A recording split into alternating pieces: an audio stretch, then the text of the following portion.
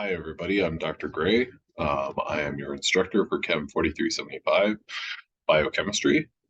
This first chapter is simply an introduction to biochemistry. And one of the ways that I highly recommend that you think about this class and navigate this content and this material. So, one of the ways that I recommend that you think about this course is you think about it almost as kind of a capstone course. And that term capstone kind of means like the peak of the material. Um, Now I know that some of y'all have had significant amounts of biology courses. Some of y'all maybe have never taken a biology course at a college level. You might date back to your sophomore year of high school when you last took a biology course. Um, I want everyone to know that the way that we're going to be approaching this material isn't going to single out one group as having a better opportunity to understand the material than others. And so I'll do my best to provide the necessary context so that everyone can be equally successful in this course. Now, back to my term of capstone course. The way that or the reason that I think about this and represent this as kind of a capstone course is because you're going to be, if you choose to go on beyond this biochemistry course to take another biochemistry course, there's nothing really new in the realm of chemistry. And when I say chemistry, I mean your general chemistry or organic chemistry principles. There's nothing that you're going to learn moving forward that makes any of that irrelevant. Um, this is a course that I believe is going to build on primarily or build on your previous chemistry courses. And I say that primarily thinking of Chem 2 and with an emphasis on Chem 1 and Organic 1. A little bit less on the, or a little bit less emphasis on content from Organic Chemistry 2. And the reason for that is we're just kind of exploring molecules, biological molecules, and the chemical nature of those biological molecules. So we'll be thinking about the structure of those molecules. We'll be talking about the, the structure of those molecules. We'll also be discussing the energy of different molecules. And like I said, if you go on to take another biochemistry course, for instance, a metabolism course, which I highly recommend, if you go on to take a metabolism course, everything that you're going to be learning about in that class is basically going to be looking back at new molecules that you learned about in your first biochemistry course, but thinking about the energy that those molecules either harbor or um, can absorb or something like that, and how is that relevant to a biological system in its existence. So in as succinct a term as possible, this is a course that takes chemistry and says, all right, now let's pivot. Let's go in a slightly different direction. Let's talk about the chemistry of biological molecules. Now, the first thing to provide you with is a little bit of context here. When we talk about biological molecules, we are talking about bio or biology. We're talking about the study of life. Now, these biological molecules that we will discuss this semester and characterize and look at structurally and look at the energy of them, what they're going to do is they are going to assemble and they're going to organize and compartmentalize and interact to form something like what's shown below. Now, what's shown below, this is an example of a eukaryotic cell. Now, eukaryotic cell is your kind of higher life forms cell. For a multicellular organism, it's made up of tons and tons of individual different eukaryotic cells. And the hallmark of a eukaryotic cell is the presence of membrane-bound organelles. So all of these different membrane-bound organelles, the nuclear membrane, the nucleus, nucleolus, your endoplasmic reticulum, lysosome, cell membrane, and mitochondria, vacuole, Golgi apparatus, and centriole are all made up of different biological molecules. Now, these are all kind of pockets or compartments within a cell that have something unique inside of them that makes them different from the area surrounding them. Now, the example that I like to point out to the most is the lysosome. So the lysosome is highlighted here, and I'm going to circle several of these lysosomes. Here, yeah, I'll go with those three. Now, the lysosome is an example of a membrane-bound organelle that has a unique pH inside versus outside. Now, if we were to say, take the pH right here, where I just drew this little asterisk and put a circle around it, anywhere in the cytosol or in the cytoplasm, the pH is probably going to be about 7.4. Might vary a little bit based on the different organism, but that pH, so the cytosolic pH is 7.4. Okay. Now, the lysosome, like I said over here, the unique pH inside of it. Well, inside the lysosome, you're going to have a pH of about 5.2. Now, if you remember the pH scale, it's a log scale. So the difference between 5 and 7 is not just 2 points. Instead, it's orders of magnitude different. So the concentration of hydrogen ions, which is how we measure pH, is so much higher in the lysosome than in the cytosol. And so what that means is that molecules that are protonated inside the lysosome can be deprotonated or potentially deprotonated in, by comparison, that slightly more basic environment in the cytosol. So the important thing about that is the, over here, I'm going to go on the left-hand side now. The lysosomal pH being lower means things are protonated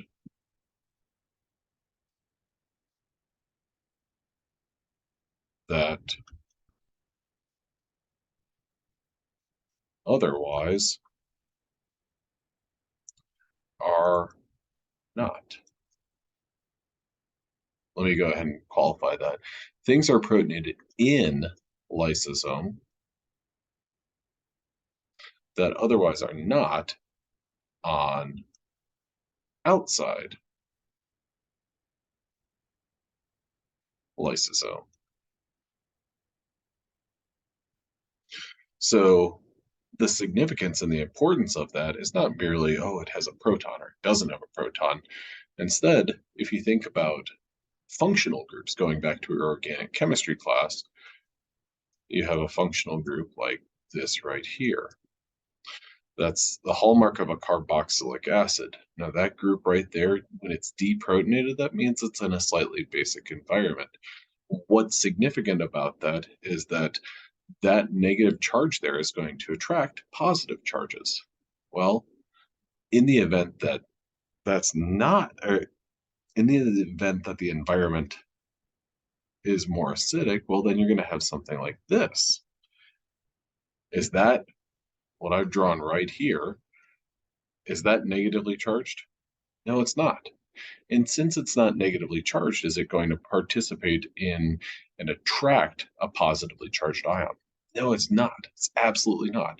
So what this is going to interact with is different from what this is going to interact with. And so what that ultimately boils down to, and what I want you to take away from this, is that these different organelles give the cell a way to have a molecule in one environment that is unique to that particular membrane-bound organelle.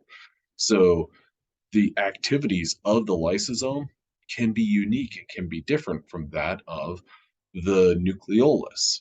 So content or the content inside of the lysosome is going to be different from that of simply in the cytosol. And so that's the key of a eukaryotic cell. It can have these different kind of neighborhoods or these packages where an environment is different.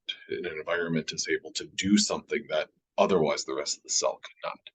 And that is different compared to a prokaryotic cell.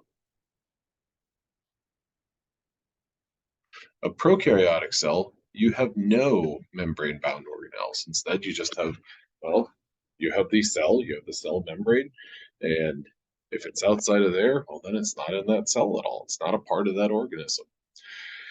So that's one of the most important parts of eukaryotic versus prokaryotic cells. So you can have this kind of division of labor. You have these this division of function within a eukaryotic cell that you don't necessarily have as complex a division in a prokaryotic cell. So with that in mind, now let's go ahead and transition to our discussion of uh, chemistry. So how do we study a biochemical process? The first way that we study a biochemical process is by studying the thermodynamics of a biochemical process. Thermodynamics allows us to predict if a process is possible, if it can actually take place. We can classify that process as being spontaneous or non-spontaneous.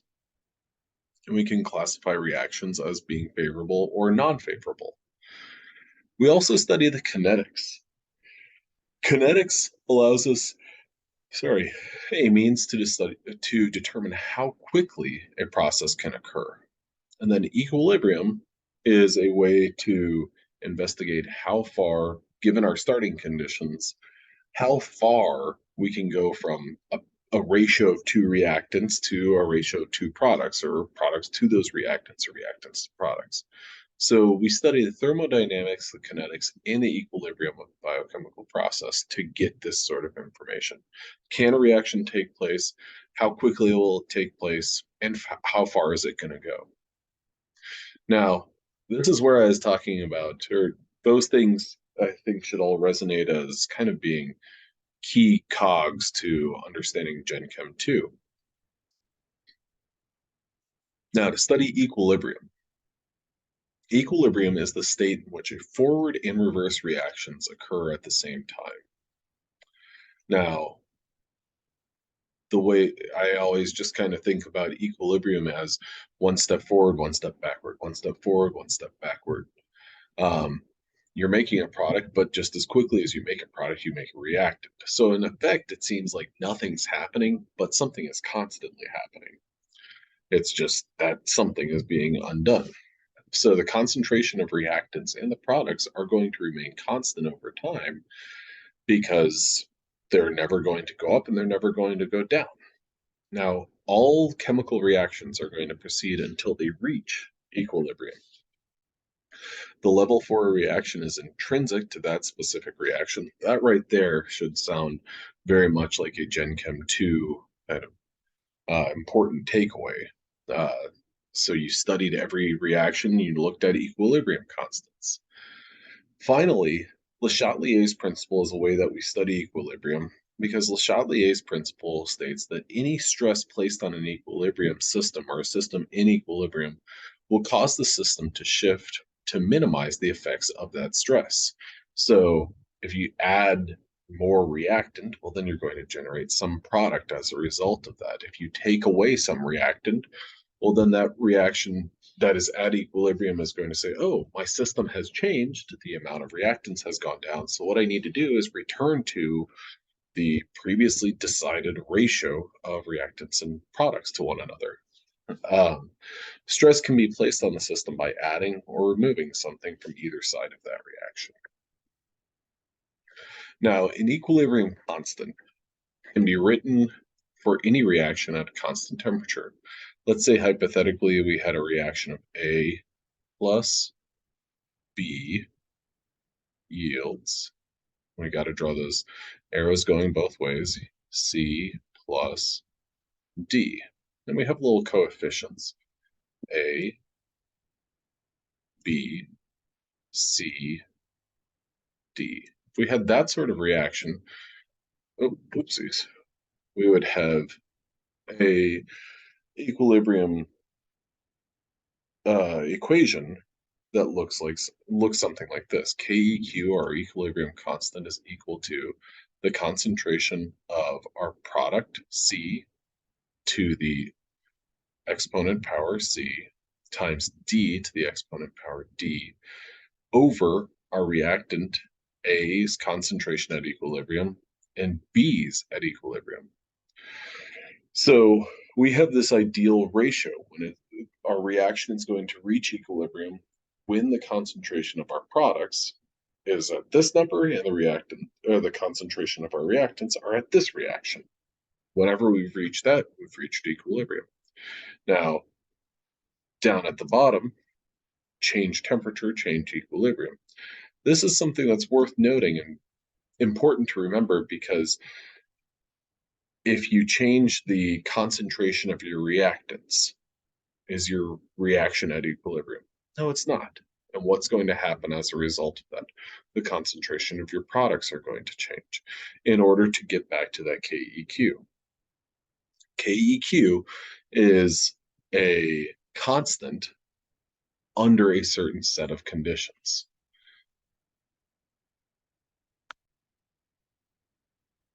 So if we had this reaction right here, reactant A goes to product B, we can write our equilibrium expression for that as KEQ is equal to B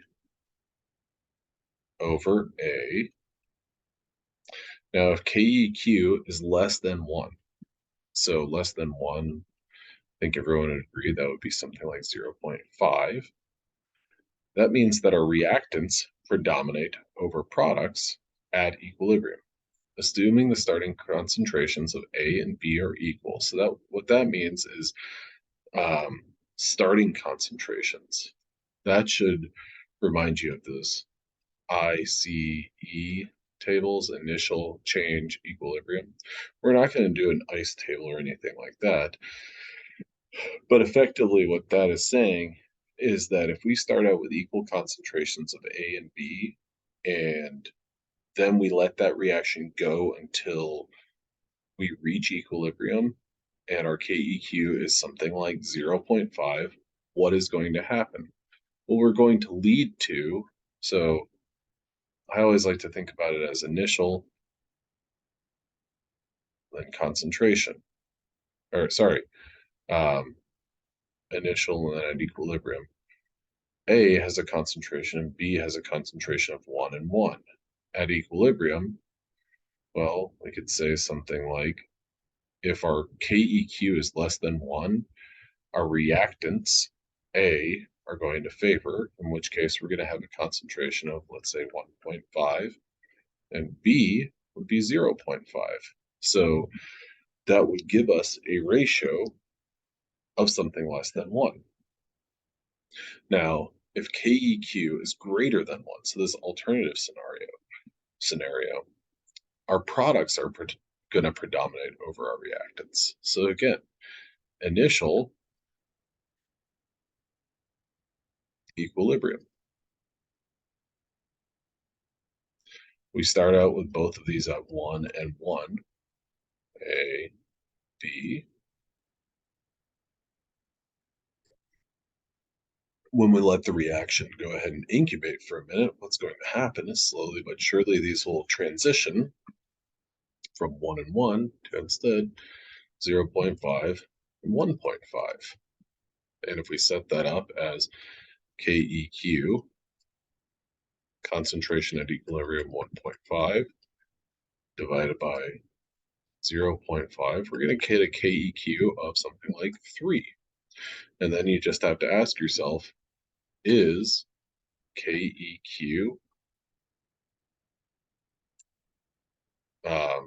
greater than 1? Well, then, is 3 greater than 1? Yes, it is. So in this case, when we have both the reactants and the products at an equal concentration of 1 and 1, we move to the right, meaning it proceeds towards in the direction of our products being generated. So KEQ is less than 1, we go toward the reactants. KEQ greater than 1, we go towards the products. That's something that I struggled with a ton when I took Gen Chem 2, but it's completely relevant, and we'll see after a little while the relevance of that. Now, an example way of looking at this as a biological system, we're going to look at oxygen transport in blood. Now, there's a protein that's responsible for the transport of oxygen in blood. So when I inhale, it goes to my lungs, and in my lungs, my alveoli are able to absorb that. O2 goes to within venous blood to a protein known as hemoglobin, which is shorthand written as HB. Hemoglobin is a multimeric protein, so it's got 4 subunits, and each hemoglobin can bind a total of 4 O2. Now, here what we're going to be able to generate is a product that looks like this, HB O2 4. So 1 hemoglobin subunit binds 4 O2 molecules. Okay. Now, in the lungs, there is an abundance of O2. The concentration is above equilibrium concentrations. So the O2 is picked up by hemoglobin, or HB, creating more of this function, or of this product over here, HbO2. The net reaction is our shift to the right. Now, the KEQ is not changed in the total concentration of hemoglobin, both bound. So let me clarify this, O2 bound and O2 unbound is the exact same. But in the lungs, we have a higher concentration of O2. So we've added one more reactant, or more of one reactant, perturbing the equilibrium. The reaction compensates by changing the concentrations of bound and unbound hemoglobin in order to get back to that equilibrium. Because ultimately we have a KEQ that looks a little bit like this.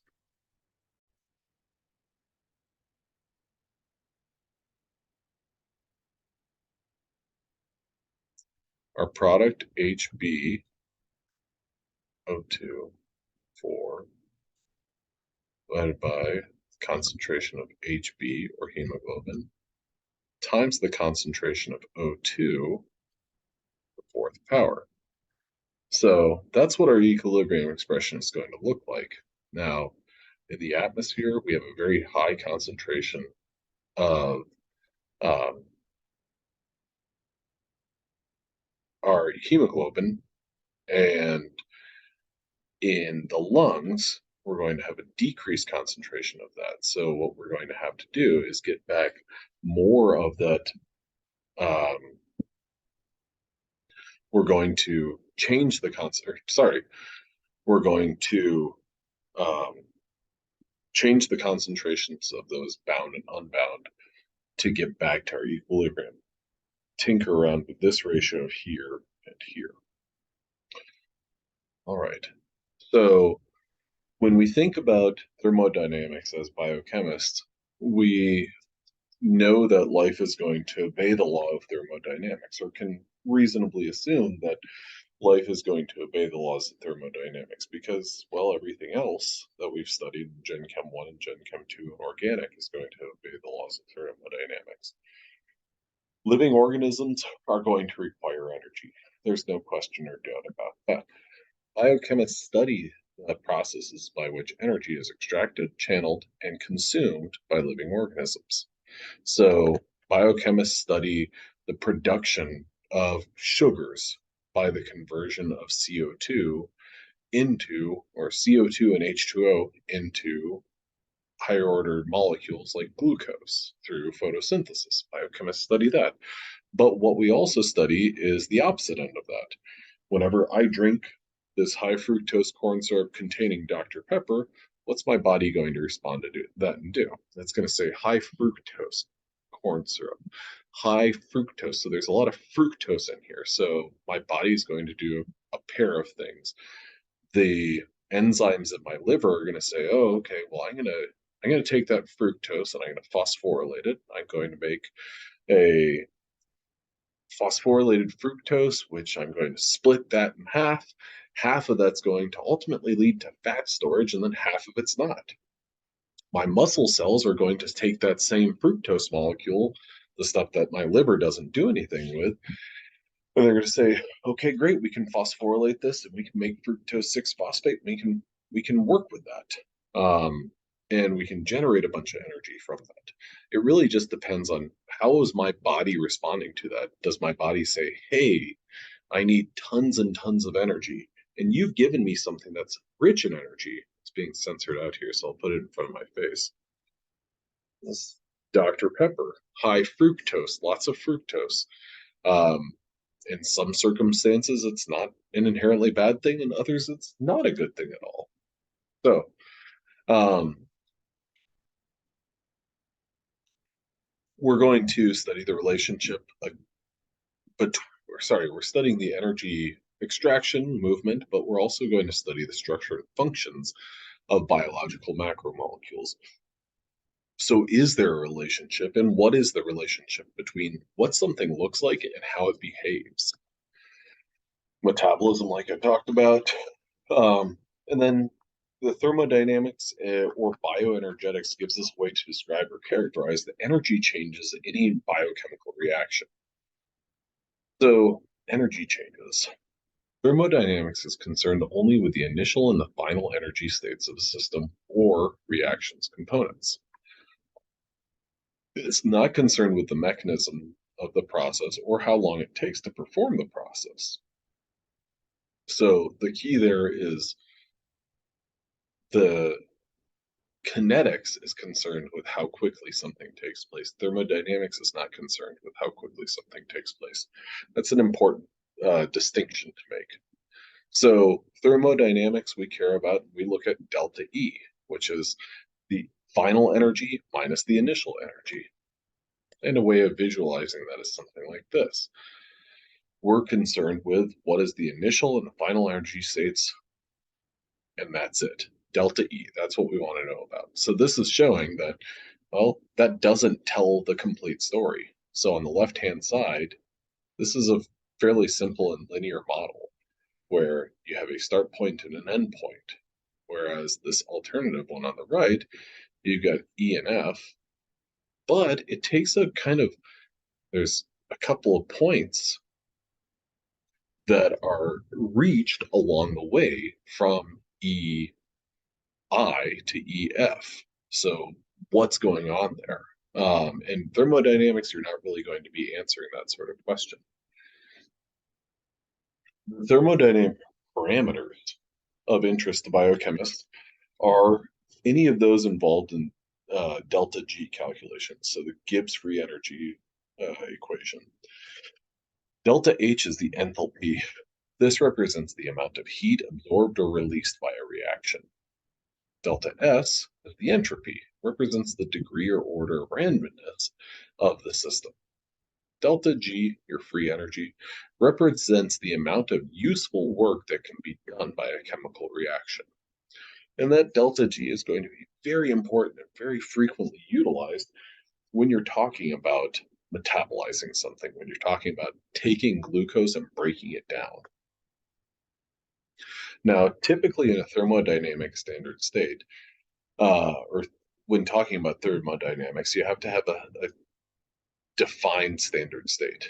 In order to compare thermodynamic parameters of different reactions, it's convenient to define a reference or a standard state. So that term standard state is really just a nice way of saying, or a concise way of saying, when you're doing a reaction, here's your starting line. Here's the way that everyone's going to do this same reaction. We're going to use concentrations of our reactants and our products that are this, and it's going to be done at a pressure of this and a temperature of this. So that way, if I do the reaction and someone in Kamchatka does the reaction, well, we're using this universal standard state. Now, standard states apply to only one defined set of conditions, where, and this goes back to Gen Chem 2, where you talked about equilibrium calculations or equilibrium constant calculations. You would use a reaction where 1 molar was the concentration of your products and your reactants. And this was all done at a standard specific temperature, 298 Kelvin. Now, that standard state conditions are denoted by a superscript degree sign or a naught sign. It's also known as a naught. Okay. So delta D naught is also known as the standard free energy change of a reaction. Now, biological standard states are going to be a little bit different. The reason for that, right off the top, is that when we're talking about a reaction, we're talking about reactions through the lens of something taking place within a cell. Okay. So you might have this great design or an idea of how to do a reaction, but it's still important and relevant to tie it back to where that reaction is going to naturally occur.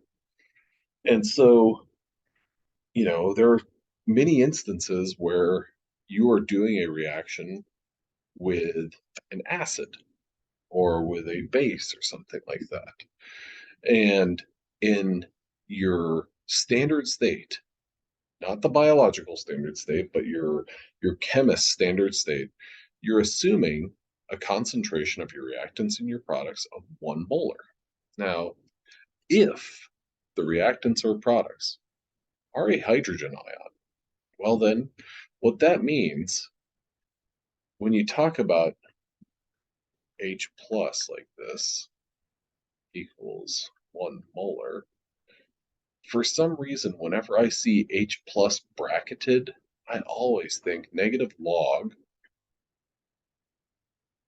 H plus equals, and what that equals my pH.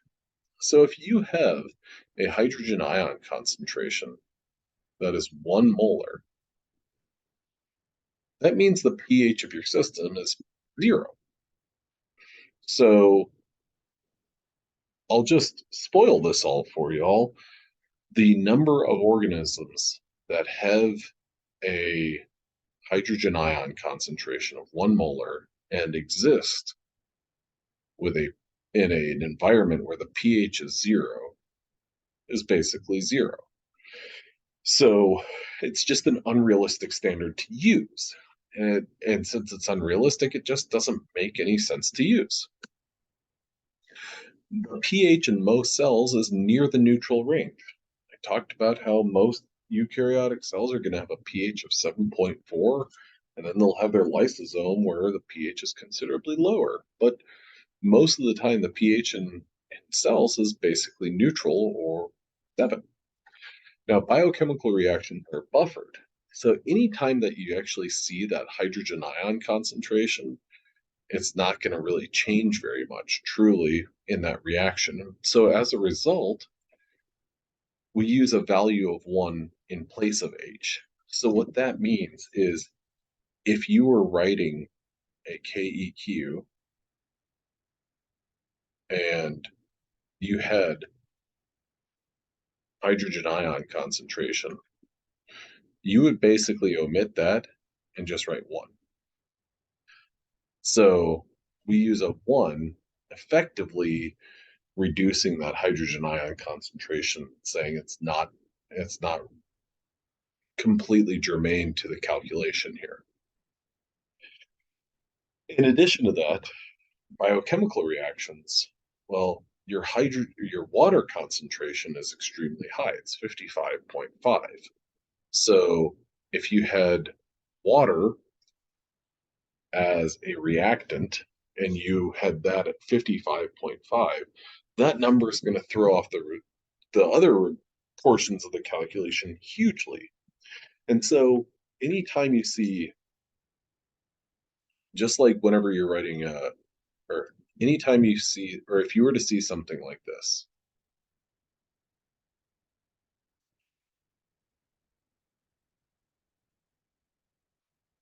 you would basically not even worry about that number, not worry about that number, because you'd place them both in at 1. And you don't have to worry about those portions of the calculation.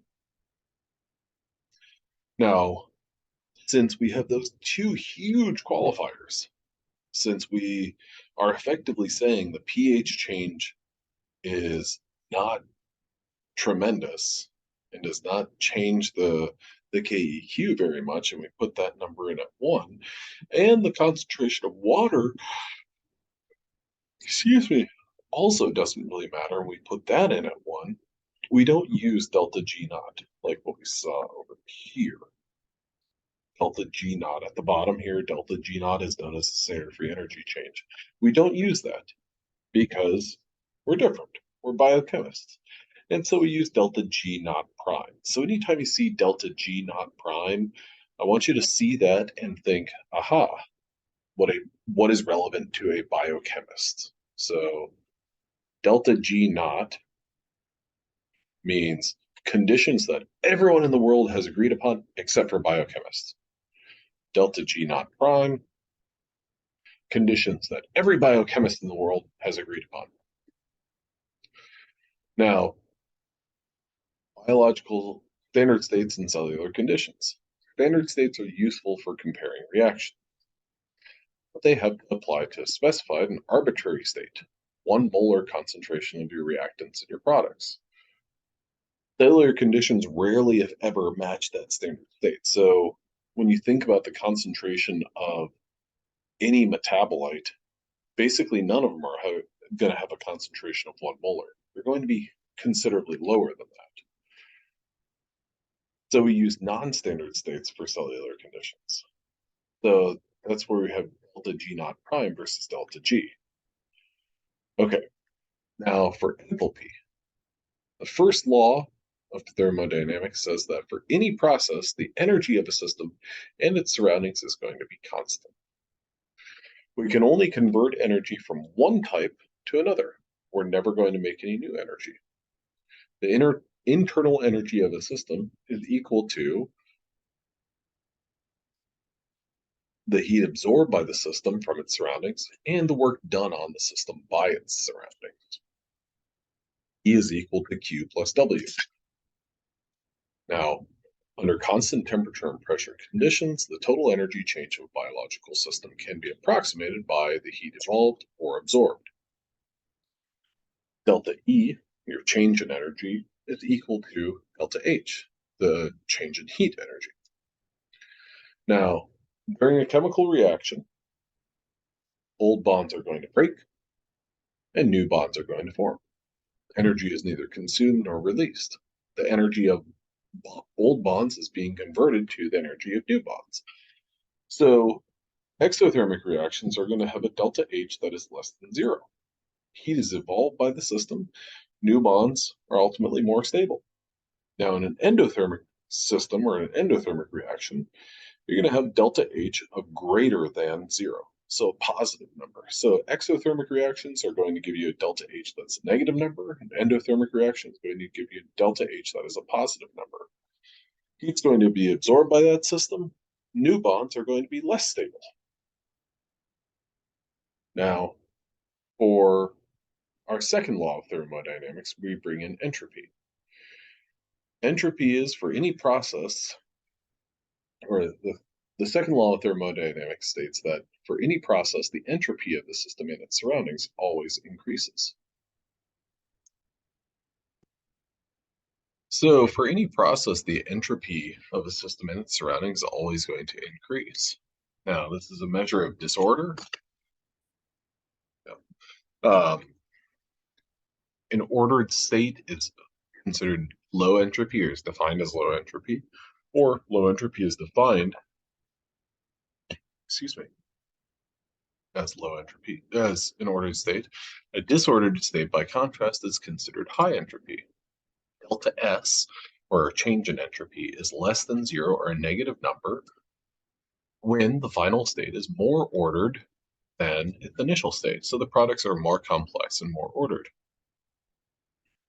Delta S is positive or greater than zero when when the final state is less ordered than the initial state. So the products are less complex and more disordered. So if you take something like, I would say, um, going from CO2 plus H2O to make something like C6H12O6. So going from lots of CO2 molecules, lots of H2O molecules to make something like C6H12O6, that would be a system that is, or that would be an example of um, making a product that is more ordered than its initial state. So that would be a change in entropy that is negative.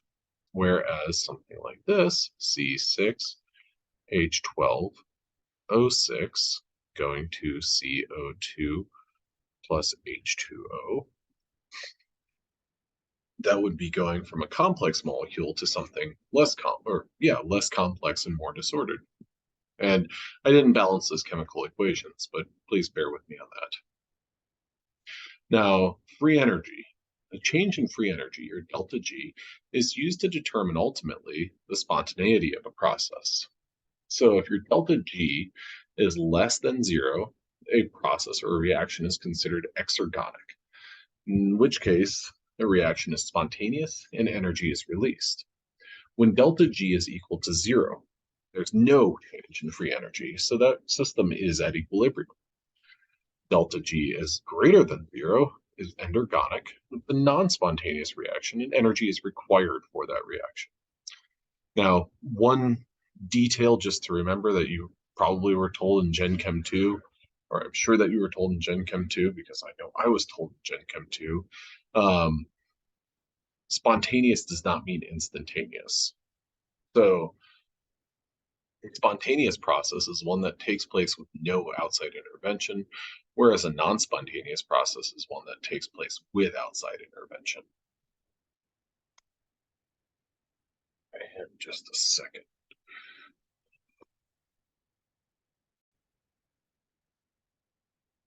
So reactions proceed from a state of high energy to low energy in a spontaneous reaction.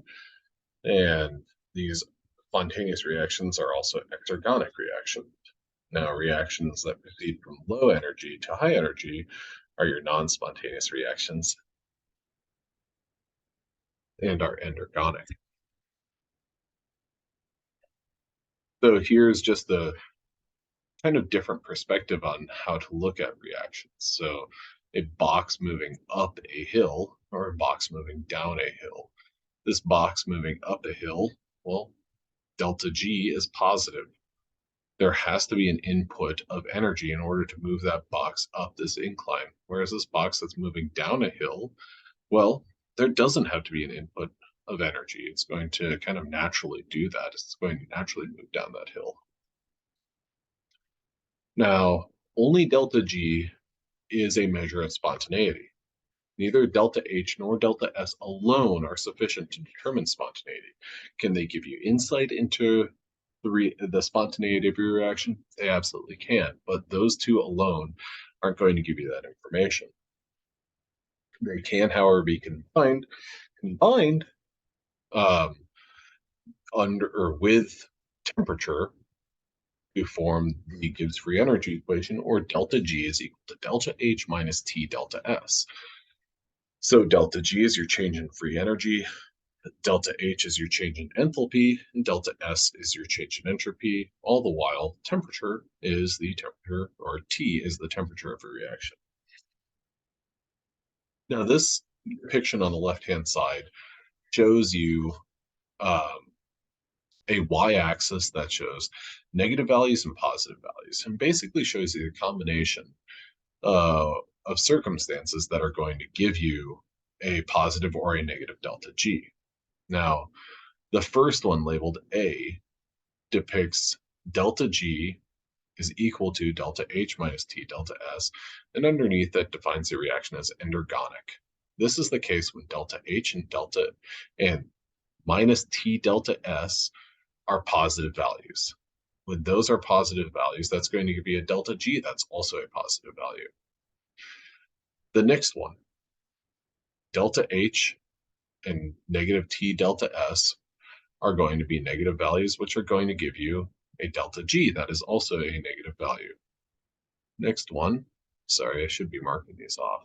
C, when delta H is a positive value and negative T delta S are negative, then you're going to end up with delta G, which is also a positive value. So that's an endergonic reaction.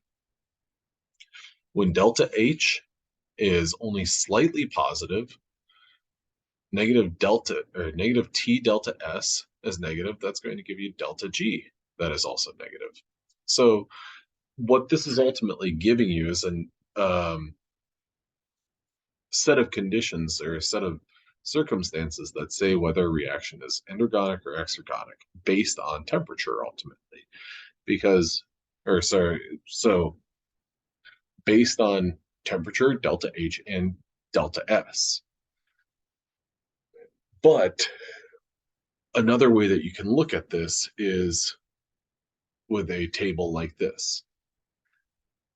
Delta H, so this first one right here. So the question is variation of spontaneity, or the sign of delta G, with the signs of delta H and delta S. So the question is, when delta H is positive or negative and delta S is positive or negative, what does that mean for delta G? This first one, mark it right here. The reaction is both enthalpically favored, exothermic, and entropically favored. It is spontaneous and endergonic at all temperatures. Okay, so when delta H is negative and delta S is positive, then you're going to have a delta G that is always negative. And that is depicted with this example right here. So what's worth noting here is this graph on the left-hand side shows you negative T delta S. And this table shows you what is the sign of delta S alone. So if negative T delta S is negative T times positive, I'll just put it in a positive 1 as the value. Well, a negative times a positive is going to be a negative value. Okay? So what this is getting at is, or this is ultimately showing very similar aspects of this equation. Okay, so the next circumstance is when delta H is negative and delta S is negative. What's that going to mean? Well, when delta H and delta S are both negative, okay, so the reaction is enthalpically favored but entropically opposed. It is spontaneous only at temperatures below T equals delta H over delta S. So this scenario is showing us the question, or basically the kind of the importance of what is that specific temperature. When the temperature is below delta H over delta S, then it's going to be spontaneous. But if the temperature is above that, it's not spontaneous. So this isn't really, or it's not greatly depicted because of the fact that this shows only certain temperatures, or the table is alluding to only certain temperatures. And the same thing goes for this next item. So these two are a little bit trickier to show on this table. Now, the last item is the reaction is both enthalpically and entropically opposed. It is non-spontaneous at all temperatures. When delta H is positive, depicted here, and delta S is negative. Well, if delta S is negative and T negative T times, I am just going to put delta S as -1, simply to show a negative number. That gives a positive value. Then it's going to be it's going to be endergonic at all temperatures. So this last item down here would best be depicted. So this is arguably 1, and this is arguably 4. Okay. So those others, those just basically ask the question of what's the temperature? If T is less than delta H over delta S, then the reaction may be favored or may not. It depends on, well, is delta H or delta S, are they negative or positive? Okay, so what can we get from delta G? I know that you spent Gen Chem 2 kind of answering this question, but we're going to go into it a little bit further, or continue to go through it. So what direction will a reaction go? Is it going to go towards the products, or is it going to go back towards the reactants? Delta G is relevant. If the forward reaction is favorable, then the reverse reaction is not favorable. So if your delta G is a negative value, that means it's a favorable reaction, in which case the reverse reaction is unfavorable. If the initial concentration, A, is above its equilibrium concentration, then the reaction will proceed towards B. So A to B, delta G, is less than 0, then B to A is therefore greater than 0. If the initial concentration of B is above its equilibrium concentration, then the reaction will proceed towards B. So B to A, delta G is less than 0, and A to B, delta G is greater than 0. So we need to think about the direction and free energy. So right at the top here, we know that KEQ equals 0 when our concentrations, or when our reaction's at equilibrium. And delta G is also equal to 0. So if you see EQ depicted right here, that means our reaction is at equilibrium. So our delta G is 0. Scratch that about the KEQ.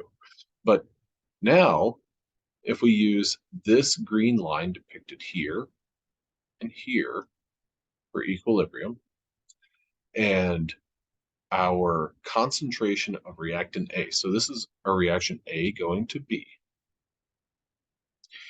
If our concentration for A is greater than its equilibrium concentration, what's going to happen?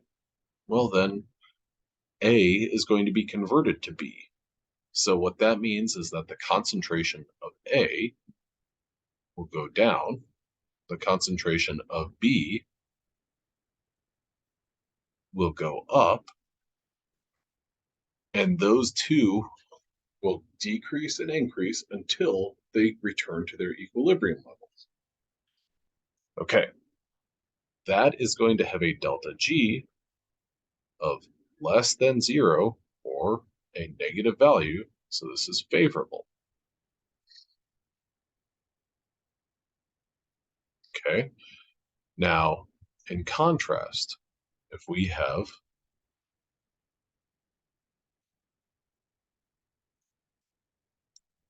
the concentration of, and this is our reaction, A going to B,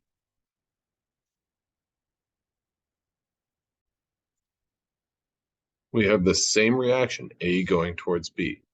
If the concentration of A is less than the equilibrium levels, and B, our product, is greater than our equilibrium levels, well, just because those two concentrations are out of sync with their concentration, their equilibrium concentration, doesn't mean that an unfavorable reaction is going to become considerably more favorable. What this means is that if our same reaction, depicted right here, A goes to B, where we had delta G naught, where we generated more of our product, utilized our reactant, we had a favorable reaction. This reverse reaction, our concentration of B would have to go down and A would go up. This is an unfavorable reaction because the forward reaction is favorable, because the delta G is greater than 0. It is a positive number. Now, how much useful and what useful information can we get from this? So H is our total energy, S is our wasted energy, G represents our useful energy. Delta H, our total energy, is equal to our useful energy plus temperature times our wasted energy. Delta G, or our useful energy, is equal to delta H, total energy, minus wasted energy. A going to B. If the initial concentration of A is above its equilibrium concentration, then the reaction will proceed towards B. The amount of useful energy is derived from the reaction, or the amount of useful information derived from the reaction is dependent on how far the initial concentration of A is above its equilibrium concentration. The free energy change, or delta G, of any reaction is related to ratio of equilibrium and non-equilibrium concentration of the reactants and the products. So might look a little bit familiar. Delta G is equal to negative RT ln of our product over our reactant at equilibrium over our product's initial concentration divided by our reactant's initial concentration. Another way to look at all of this is delta G right here is equal to this right here, negative RT ln KEQ divided by the ratio of our initial concentration of our products and our reactants. You can extrapolate that out, or you can expand that and say delta G is equal to negative RT ln KEQ plus RT ln concentration of B over A. Now the free energy change, or delta G, is a measure of how far a reaction is from equilibrium. So our standard free energy, depicted here, under our standard conditions, our initial concentrations of our reactants and our products is 1. Delta G is now called our standard free energy change because our initial conditions are the defined standard conditions. This is this hypothetical, so we've not gotten yet to our biochemist standard state, but keep all that in mind. So delta G is equal to a negative RT ln KEQ plus RT times the natural log of 1. The natural log of 1 is 0, so RT times ln 1 is 0, so we're left with delta G equals negative RT natural log of KEQ. Now, this shows a relationship, or this graph right here shows standard free energy change, delta G naught prime, on our y-axis versus our x-axis shows equilibrium constant, or K naught, or K prime EQ, KEQ prime. Since KEQ is a constant specific for each chemical reaction, then delta G naught is also a constant specific for each reaction. KEQ can be measured experimentally. We have a way to determine delta G. If KEQ is less than 1, delta G naught is greater than 0. Our reactants are going to predominate over our products. The reaction proceeds to the left as it approaches equilibrium. If KEQ is greater than 1 and delta G naught is less than 0, our products are going to predominate over our reactants. So the reaction proceeds to the right as it approaches equilibrium. Now, some of the values that we need for this are T. So RT is 2.48 kilojoules per mole. And so if you have a KEQ of 0.001, the natural log of that KEQ is negative 6.9, then delta G naught is positive 17. So this is just a way of kind of expanding on that idea of, well, KEQ, if it's less than 1, then this. Well, if KEQ is less than 1, delta G is naught is going to be greater than 0. So KEQ being less than 1, not necessarily, or not a negative number, but instead less than 1. So 0.00000001 is less than 1. Then that means delta G naught is more than likely going to be positive. And what are the consequences of that? So here are, these are the extremes that I think are important to compare. KEQ of 0.001 is going to give you a delta G naught of positive 17 kilojoules per mole. So a very unfavorable reaction. KEQ of 1000, well, you have your favoring of your products, then delta G naught is going to be negative 17 kilojoules per mole. So a very favorable reaction by comparison. Now, the free energy change of any reaction is related to the ratio of equilibrium and non-equilibrium conditions and concentration of reactants in your products. So we've got this. Delta G is equal to RT ln KEQ plus RT, concentration of your products over concentration of your reactants. Delta G naught is equal to negative RT ln KEQ.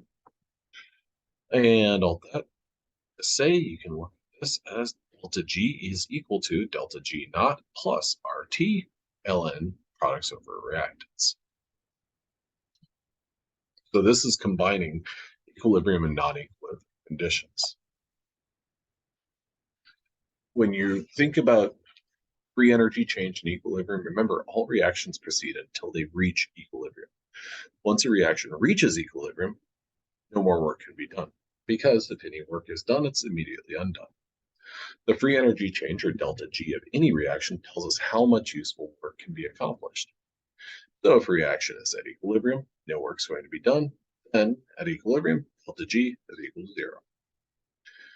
Now, the thermodynamic state functions are additive. This applies to standard and non-standard state. So another way of thinking of this is equilibrium or non-equilibrium conditions.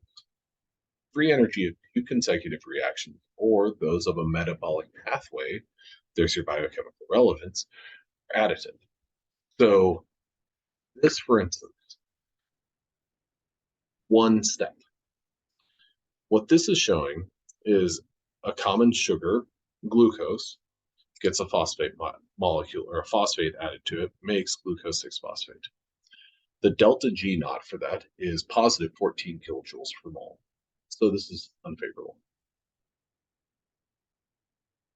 Frowny faced. ATP is a molecule that is adenosine triphosphate, which can very easily be broken into adenosine diphosphate and PI, or inorganic phosphate, which gives you a delta G naught of negative 30 kilojoules per mole, which is favorable. And that's a smiley face. These two steps can be combined. Glucose plus ATP yields glucose 6-phosphate plus ADP to give a delta G naught that is negative 16 kilojoules per mole, which is favorable. So another way of looking at that, or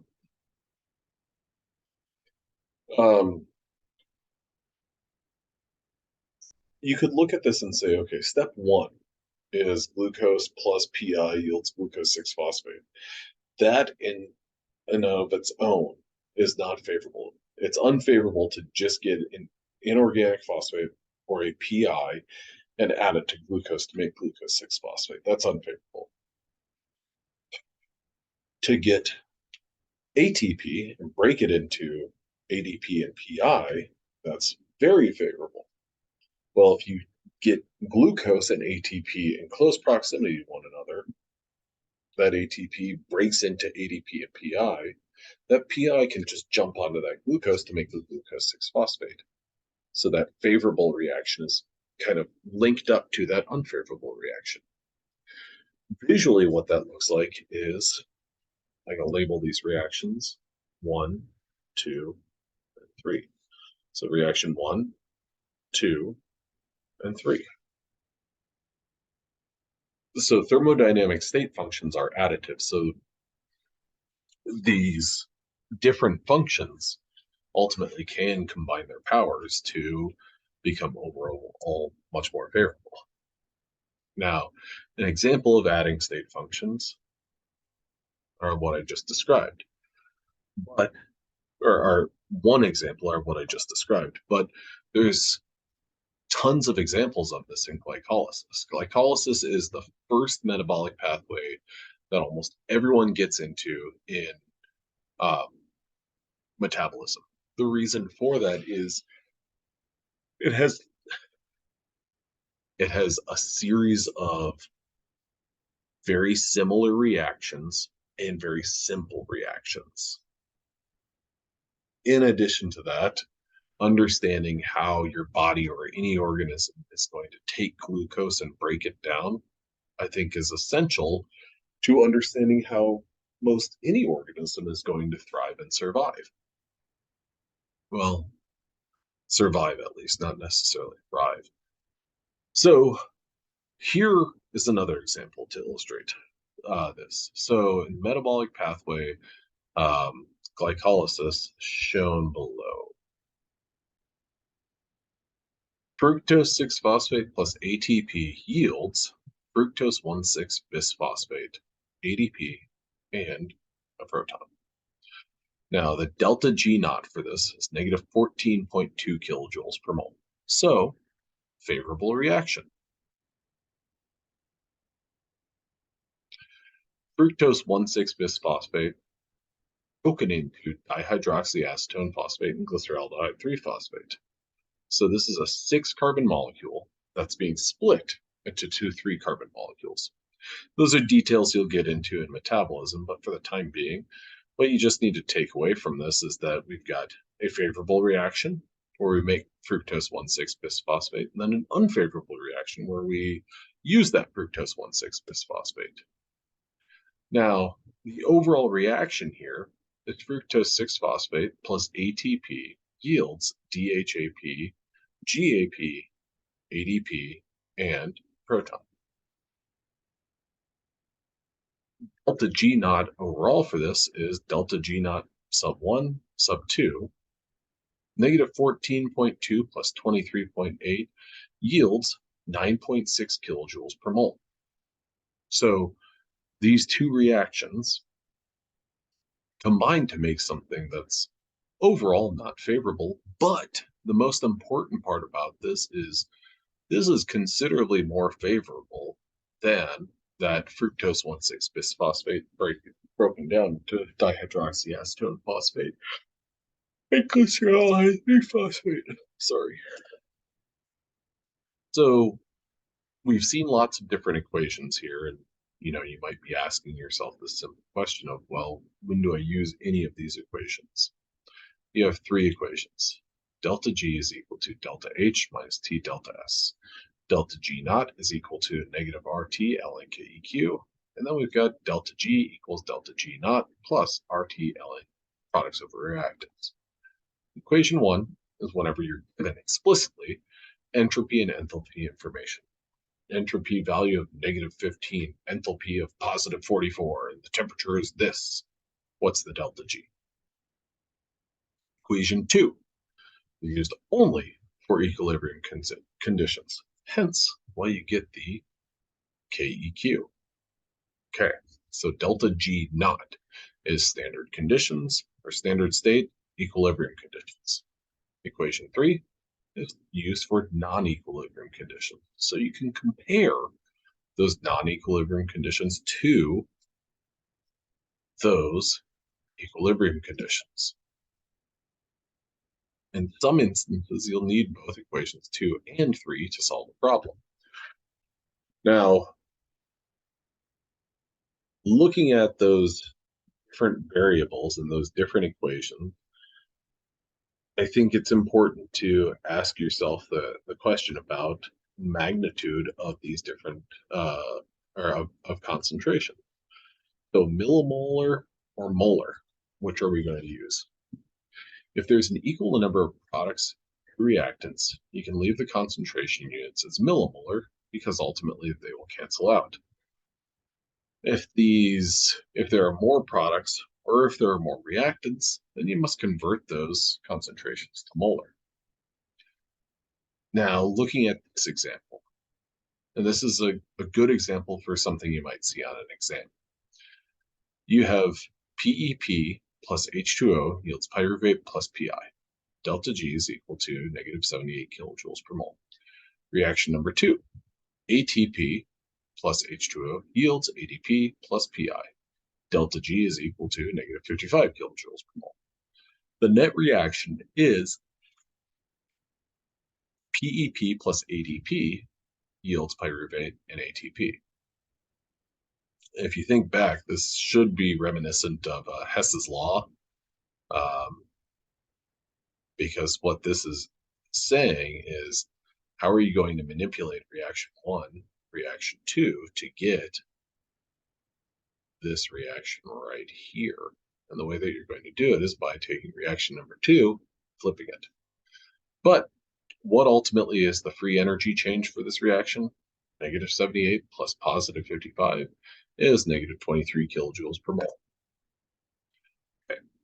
So we've taken that information, and now we want to work with that a little bit. So that would be like a part, or that would be a standalone question. Now, another standalone question would be something like this. Calculate the standard free energy change for the net reaction given the cellular concentrations of PEP, ADP, PI, pyruvate, and ATP. Okay, now if you look at these, what you'll notice is that some of these units are a little bit neglected, and those are going to be millimolar. But we want to look at this reaction, this question, and say, all right, well, let's go back to our model. Our model says that delta G equals delta G naught plus RT ln P over R. And let's see, so we were just given this, and now we're asked to figure out the standard free energy change for the reaction, given the cellular concentrations are this. So what we just solved for was the delta G. And this basically, in an interesting way, is these are our non-equilibrium conditions. So we're using equation number 3. But then we got to figure out is, here are our cellular concentrations. So we've got to figure out what are those equilibrium conditions. So what we've got is negative 23 kilojoules per mole. We've got this equation right here. Delta G is equal to delta G naught prime, or delta G naught, plus RT, products over our reactants. Now, if you look at our reaction, products are pyruvate,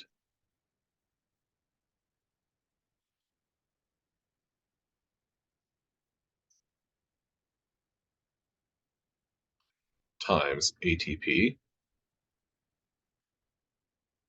divided by PEP and ADP.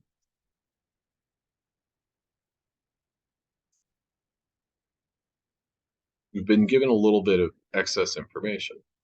For instance, PI. We don't need that. We do need ATP, pyruvate, PEP, ADP. So One way that you can solve this is by saying negative 23 is equal to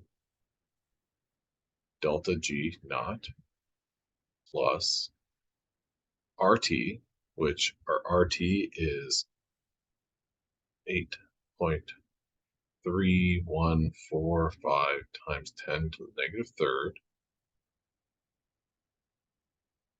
T is 298. Natural log of all this information. So the concentration of pyruvate times the concentration of ATP, which is going to be concentration of pyruvate 0.0051 times ATP, which is 1.85 divided by 0.002 or 0.023, and then ADP 0.14. Okay, so we plug all that in and get negative 23 equals delta G naught plus that 8.3145 times 10 to the negative third times 298 is 2.48. Natural log of all this mess up here is the natural log of 29.3 or 3.38. That gives us 3.38 times 2.48, which is delta G. Oopsies.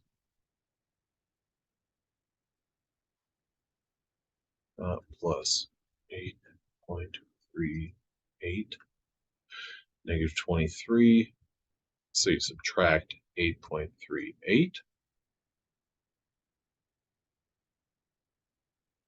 and you get delta G naught is equal to negative 31.38 kilojoules per mole. Okay, so what we have, just to reflect, you have a reaction that is overall favorable, negative 23 kilojoules per mole. Now, when we consider cellular concentrations of these different entities, of these different substances, we have a delta G that is negative 31.38 kilojoules per mole. Let me write my units down there. So it's even more favorable. If delta G naught is less than 0, then our KEQ is greater than 1.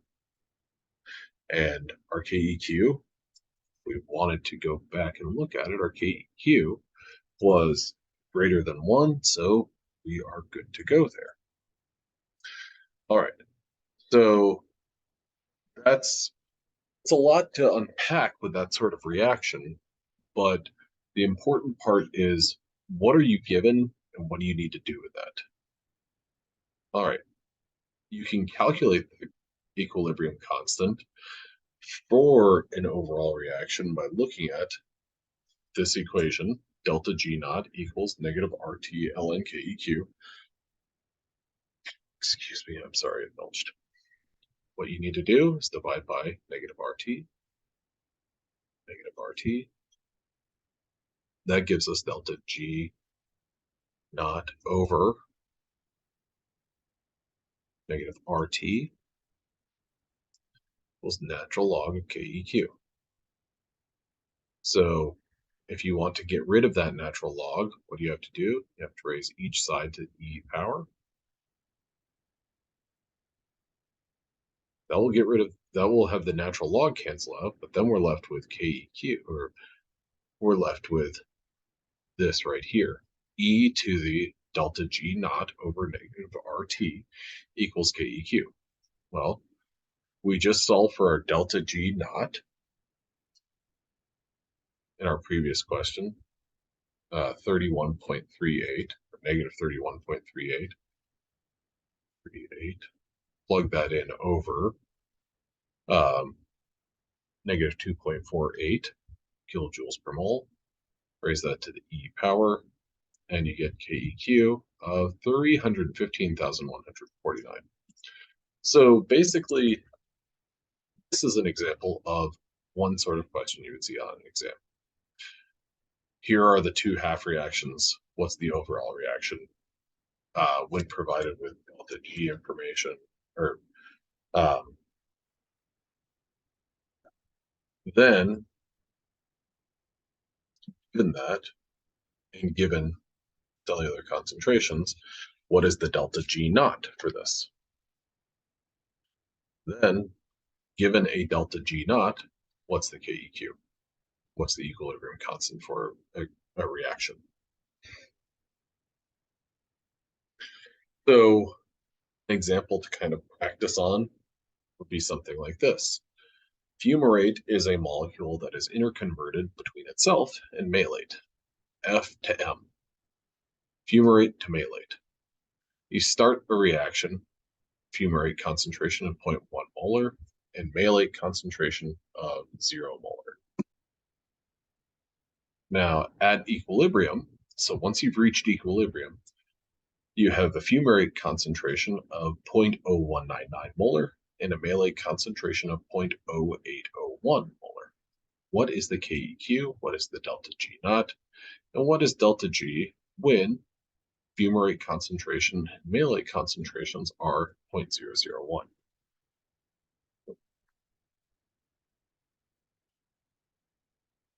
So this is all something that's practice this sort of question. I think it'll be very helpful. And when you're thinking about this sort of question, if you're kind of stumped on where to start, a good place might be in the slides around like 24, 25 area. I think that would be a good place to start, because this tells you our initial concentrations as well as our equilibrium concentrations. And keep in mind, what is a KEQ? Well, a KEQ is simply a ratio of your products, concentration of your products at equilibrium to concentration of your reactants at equilibrium. So solving for a KEQ, we pretty straightforward. You have your concentration of your equilibrium, malate and fumarate. Then, given that information, what's your delta G naught? What is delta G then when fumarate is 0.1 molar and malate is 0.001? Okay. Now, a relationship between delta G naught and KEQ is the relationship between KEQ and delta G naught is temperature dependent.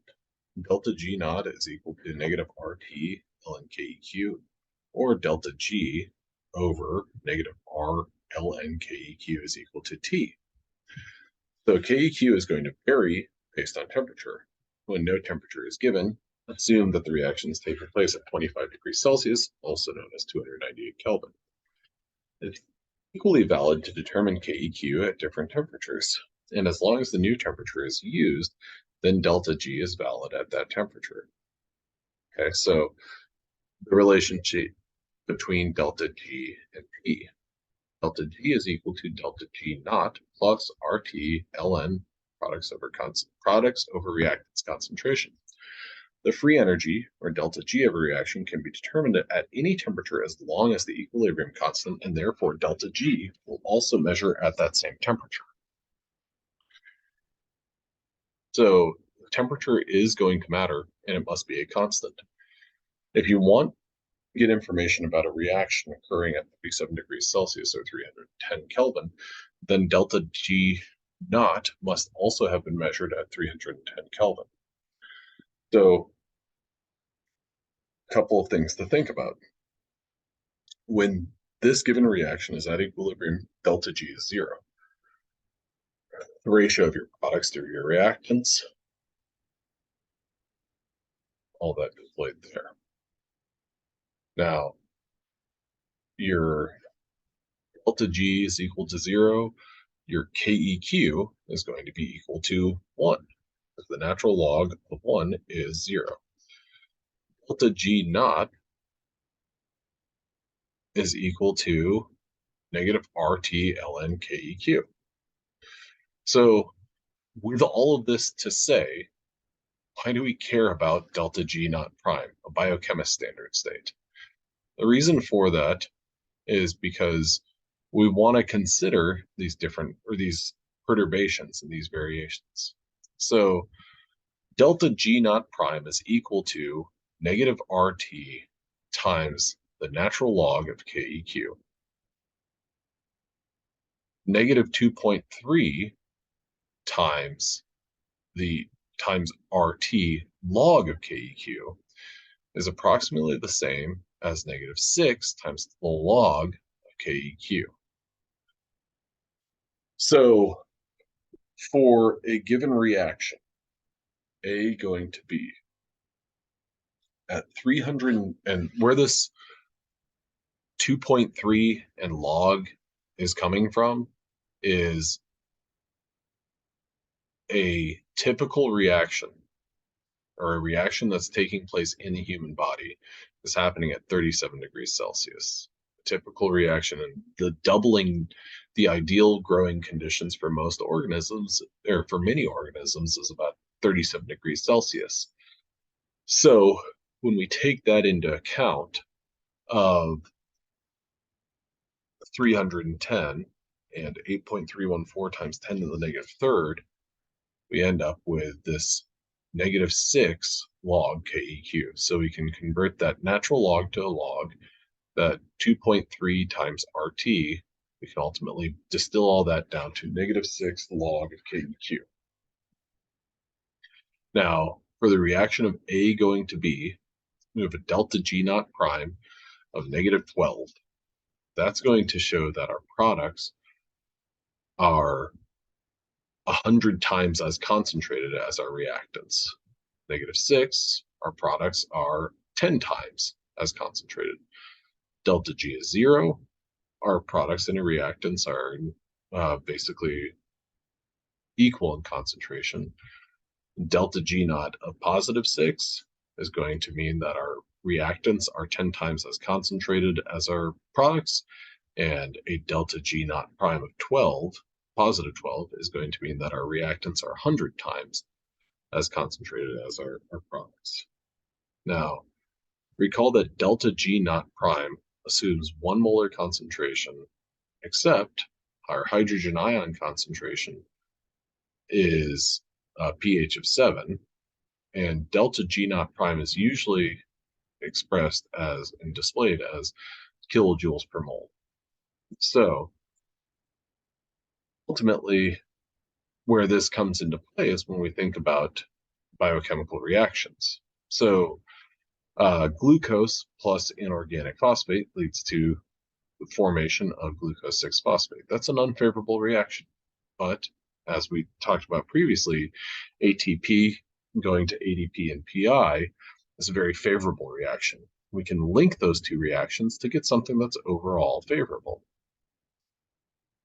Now, that was a lot of discussion of energy, and it's important to go back to those fundamentals and to think about delta G naught, delta G naught prime. Are we talking about equilibrium conditions or non-equilibrium conditions? Are we comparing conditions, or what information are you provided with? So that was kind of your Chem 2 sorts of importance. Now, this right here on the right-hand side, this is an index of almost all of the important functional groups that you'll see this semester. So one thing that is most important is whenever you're looking at these functional groups, to think about charges, because one of the things that I previously talked about was whether or not something was protonated, or whether or not it was, or if it was deprotonated. That's very important to have that distinction and recognition, because if something's protonated, it may be uncharged. If something's protonated, it may be positive, it may be negatively charged. It's your responsibility to know, okay, is this thing getting protonated or deprotonated, and what is the significance of that? Now, with all that said, you are, let's see, we'll cover almost all of these at least a little bit this semester. There's a total of 1, 2, 3, 4, 5, 6, 7, 8, 9, 10, 11, 12, 13, 14, 15. 15 of them. I'll give you questions on the exams, just saying, what is this? Or I'll show you a picture of a molecule and I'll highlight one, or I'll circle one group and I'll ask, what is that group? All that to say, though, there are some of these that you're going to be exposed to very early on, and they're going to come up over and over again. Alcohols, aldehydes, ketones, carboxylic acids, esters, disulfides, and phosphate esters. All of these, all 15 of these are fair game, are open to be asked about, open to be identified on exams. But these, let's see, that's 7, I would say, are the ones that are going to be surfacing first and are going to be kind of the most important ones for your first chunk of material. But with that said, I want you to think about these molecules and think about not just their structure, but if you look at a ketone, for instance, RCOR. I want you to look at that and think, okay, well, I've got R group, then I've got an oxygen. Where are the electrons out of that oxygen? Boom. Okay, what does that mean? Well, that means that between oxygen and carbon, this is slightly negative. This group is slightly positive.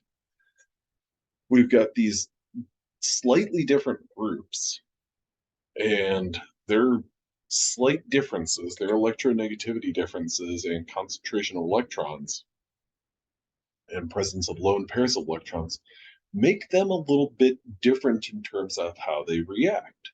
So that slight positive charge on that carbon, well, that means that that group is going to be attracted to a slight negative charge or a partial negative charge on another molecule.